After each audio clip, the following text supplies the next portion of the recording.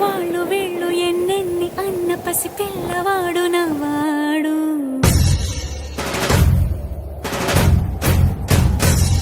విడుముండోడు అని ఊరు వాడ అనుకున్న గాని మహారాజు నాకు నవ్వాడు.